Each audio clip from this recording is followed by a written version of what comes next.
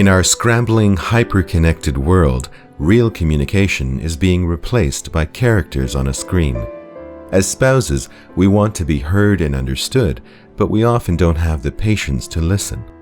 To be more effective communicators and listeners, it's vital for us to revisit the basis of marriage in Islam, the divinely ordained paradigms of love and mercy.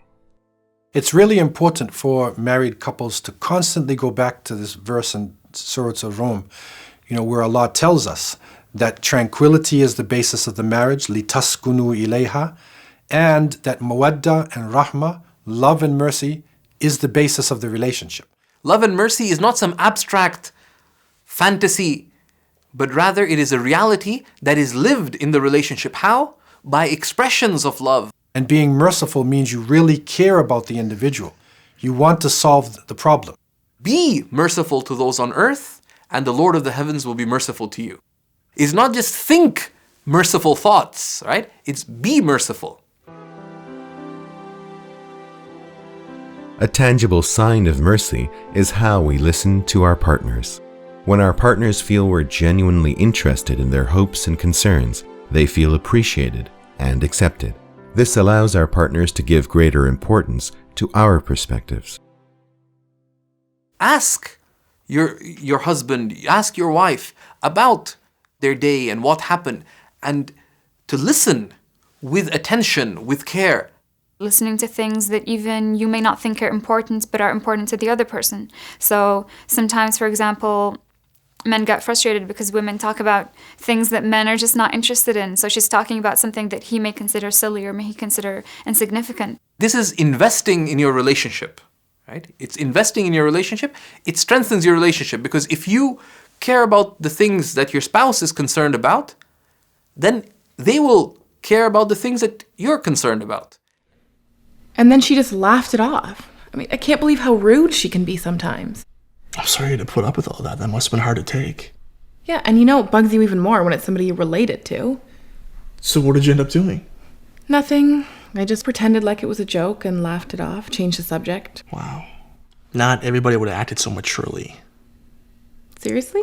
Seriously, I mean, taking the high road like that? It's impressive. Oh.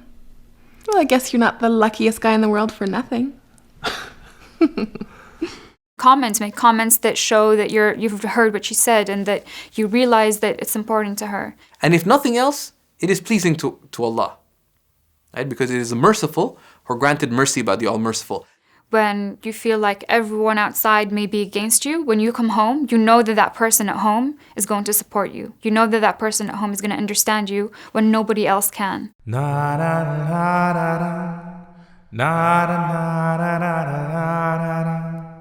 A sublime model of mercy, of listening and working through problems exists in the life example of Prophet Muhammad alayhi salam.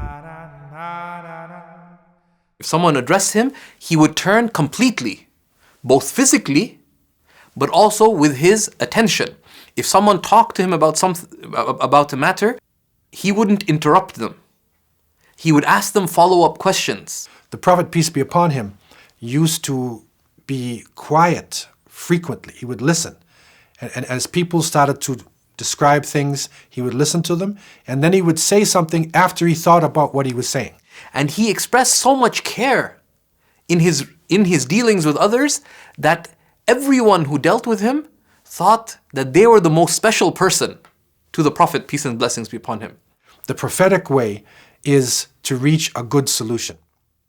And sometimes that solution means that you speak the truth, and this is what the Prophet said, speak the truth even if it's against yourself. So the real prophetic understanding is, if I am wrong, I'm strong enough to say, you are correct, you are my wife, you are correct, and I am wrong.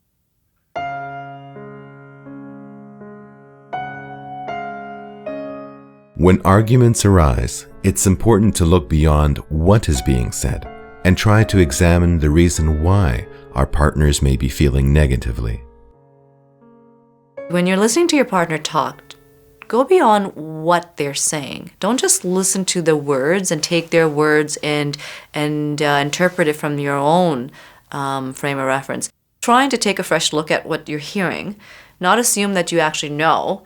It ought to always be in a question as to, is this what you said? Have I heard that right? Try and look at it. How do they see it? Knowing what your partner's like and how they feel. How do they really feel, and empathize with that. And that takes care of two things at the same time. One is that any negative feeling that that individual had will all dissipate simply because this individual is now saying, please tell me I've understood what you are asking. And it also makes it simple to do the things what the other person is saying. It's not necessarily about the logic of who's right or wrong. It's about how people feel. The final goal is that we will resolve this problem. It's not that we're going to break up. So it'll be a win-win situation. It may be difficult, but ultimately at the end, it's a positive solution. It's a positive end.